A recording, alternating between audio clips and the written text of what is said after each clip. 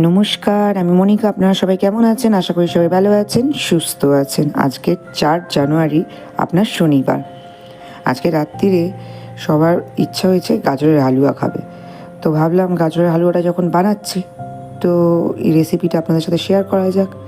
তো এইখানে আমি এই গাজরটাকে আপনার গ্রেট করে নিয়েছি। দেখতেই পাচ্ছেন, এখানে আমি 3টে গাজর নিয়েছি, নিয়ে এটাকে আমি এই গ্রেটারের সাহায্যে গ্রেট করে নিয়েছি। এই যে একদম মিহি হয়ে গেছে, দেখতেই পাচ্ছেন। এবার আমি একটা প্যানে আপনার কিছুটা ঘি নিয়ে নিচ্ছি। চেষ্টা করবেন ঘিতে করলে একটা একটা খুব সুন্দর গন্ধ, ফ্লেভার দুটোই আসে। তো এখানে আমি 3-4 চামচ আপনার ঘি নিয়ে নিয়েছি। আর এই শীতেতে যদি একটু গাজরের হালুয়াই না করলাম, তাহলে আর কি করলাম বলুন? অভিজিতের তো খুব ফেভারিট, মাও বলছে বানা। তো এখানে ঘিটা গরম হয়ে গেছে, আমি এখানে এই ছোটো এলাচ আপনার থেতো করে দিয়ে দিলাম 2টো। আর দিয়ে দেবো আপনার তেজপাতা, দিয়ে এটাকে একটু ভালো করে নাড়িয়ে নেব। নিয়ে এবার গ্রেট করে রাখা গাজরটা আমি দিয়ে দেবো এর মধ্যে।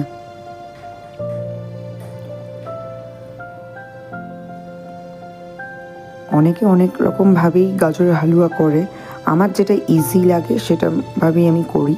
তো ভাবলাম যে এই ভিডিওটা করলে কেমন হয়। মাও বলছিল যে গাজরের হালুয়া করছিস, তো ভিডিওটা বানা। বললাম ঠিক আছে, তাহলে বানানোই যাক। তো এই গ্রেট করা গাজরটা দিয়ে ঘিয়ের সাথে ভালো করে আমি নাড়িয়ে নেব, যতক্ষণ না আপনার এই গাজরের কাঁচা গন্ধটা না বেরোয়।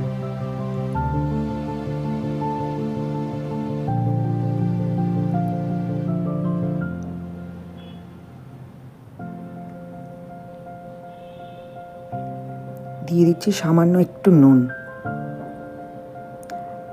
মিষ্টি জিনিসের সামান্য একটুখানি নুন দিলে আপনার ব্যালেন্সটা ভালো আসে। এই ঢাকা দিয়ে দিলাম, কিন্তু আপনার এটা কিন্তু নাড়াতে থাকতে হবে। কিন্তু আমি 5 মিনিট পরে এসে কিন্তু আবার এটাকে আমি নাড়িয়ে নিচ্ছি। আর গ্যাসের ফ্লেমটা আমি একদম এড়িয়ে রেখেছি, আপনার ধিমি আঁচে রেখেছি, একদম লোতে, যাতে গাজরটা পুড়ে না যায়। আর গাজরটা থেকে আপনার কাঁচা গন্ধটা প্রায় অনেকটাই বেরিয়ে গেছে, দেখতেই পাচ্ছেন। কালারটা অনেকটা চেঞ্জ হয়ে এসছে। এবার দিয়ে দেবো আপনার চিনি আপনারা যেরকম মিষ্টি খাবেন সেরকম আন্দাজেই আপনারা দেবেন। আমরা একটু মিষ্টি মিষ্টি খেতে ভালোবাসি। মিষ্টি জিনিস আবার একটু বেশি মিষ্টি না হলে কি ভালো লাগে? তো এখানে আমি চিনিটা দিয়ে দিচ্ছি।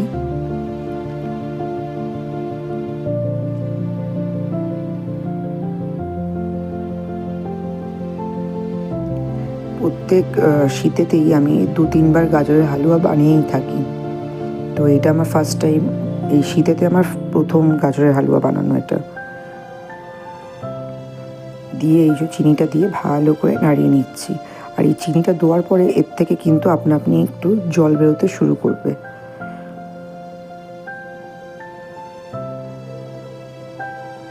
আর চেষ্টা করবেন গাজরের হালুয়া যখন বানাবেন, এখান থেকে গাজরের হালুয়া যখন বানাচ্ছেন সেই জায়গা থেকে না সরার, কারণ নিচে লেগে যাওয়ার একটা ভয় থাকে। এই যে দেখছেন নিচ থেকে কিরকম ফুট এসছে, এই দেখুন গাজরটা প্রায় কিন্তু সেদ্ধ আপনার হয়েই গেছে চিনিটা দেওয়ার পরে। একটা মাখো মাখো ব্যাপার একটা এসে গেছে, এই দেখুন, দেখছেন একটা মাখো মাখো টাইপের হয়ে গেছে।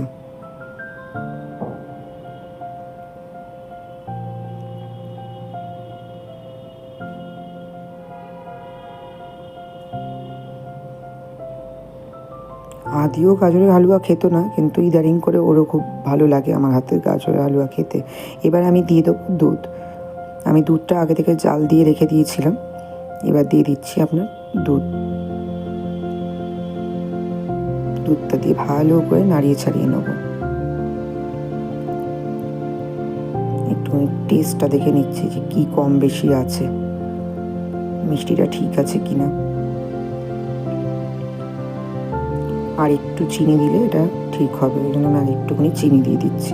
প্রথমেই আপনাদেরকে বললাম যে যেরকম চিনি খেতে ভালোবাসে, মিষ্টি খেতে ভালোবাসে, এখানে একটু মিষ্টিটা কম লাগছিল, যার জন্যে আমি এখানে আরেকটু চিনি আপনার দিলাম।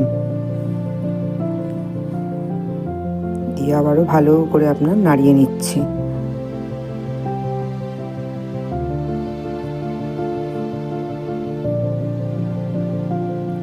দিয়ে এটাকে আমি 5 মিনিট ঢেকে রেখে দিয়েছিলাম। দুধটা দেখুন কীরকম টেনে নিয়েছে। এটা কিন্তু জল জলে টাইপের করব না, এটা আমি শুকনো শুকনো ক্ষীরের মতন করব। যার জন্য দুধটা দিয়ে আমি এটাকে আপনার ধিমি আঁচেতে এটা দুধটা শুকানোর জন্য ছেড়ে দিয়েছিলাম। দিয়ে দিলাম এখানে আমি কাঠবাদাম, ওই আমন্ড বাদাম যেগুলো হয় ওই বাদাম আমি এখানে কুচি কুচি করে কেটে দিয়ে দিয়েছি। চাইলে আপনি কাজু কিশমিশও দিতে পারেন, আমার কাছে অ্যাভেলেবেল ছিল না বলে আমি এখানে কাঠবাদামই দিয়েছি। দিয়ে দেবো আরও ভালো যাতে টেস্ট হয়, তার জন্য আমি দিয়ে দেবো এখানে গুঁড়ো দুধ। আপনারা চাইলে খোয়া ক্ষীর দিতে পারেন, খোয়া ক্ষীর দিলে খুবই ভালো টেস্ট আসে। যেহেতু আমার কাছে খোয়া ক্ষীর নেই, তার বিবর্তে আমি এইটা ইউজ করছি। গুঁড়ো দুধ দিলে কিন্তু খোয়া ক্ষীরের যে টেস্টটা, সেই টেস্টের কিছু কম আসে না, ওর থেকেও যেন আরও বেশি টেস্ট আসে।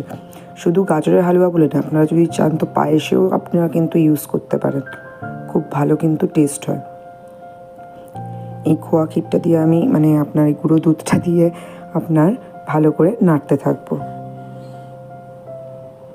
আর একটুখানি দিয়ে দিলাম। এখানে মিনিমাম আমার 2টো কিন্তু প্যাকেট লেগেছে গুঁড়ো দুধের, যে 10 টাকার যে প্যাকেটটা আসে সেটা আমি এখানে 2টো ইউজ করেছি। আর এই গুঁড়ো দুধটার প্রসেস হচ্ছে দেওয়া, আপনার যখন প্রথম যে আমি লিকুইড দুধটা দিয়েছি ওই দুধটা একেবারে শুকিয়ে যাবে, টেনে নেবে, তারপরে আপনি এটা দেবেন, তখন দিলে এটা বেশি আরও টেস্ট হয়। দিয়ে দিচ্ছি আবারও একটু ঘি।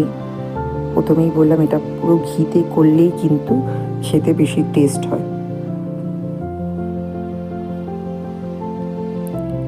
ঘিটা দিয়ে ভালো করে নাড়িয়ে ছাড়িয়ে নিচ্ছি, দেখতে পাচ্ছেন একটুও কিন্তু জল জল নেই, কিন্তু এটাকে একদম শুকনো শুকনো যত করবেন তত টেস্টি হবে।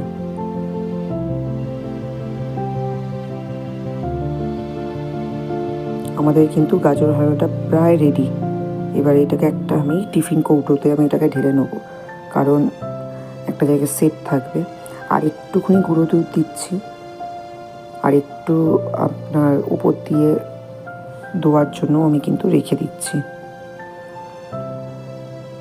গুঁড়ো দুধটা কিন্তু আপনার অপশনাল, আপনারা চাইলে গুঁড়ো দুধও দিতে পারেন, চাইলে আপনারা খোয়া ক্ষীরও দিতে পারেন, দুটোতেই কিন্তু খুব সুন্দর টেস্টটা আসে। এই আমাদের গাজরের হালুয়া কিন্তু প্রায় হয়ে গেছে, দেখুন গায়ে কিন্তু লেগে লেগে আসছে। এরকম লেগে লেগে আসলেই ভাববেন যে গাজরের হালুয়া একদম রেডি।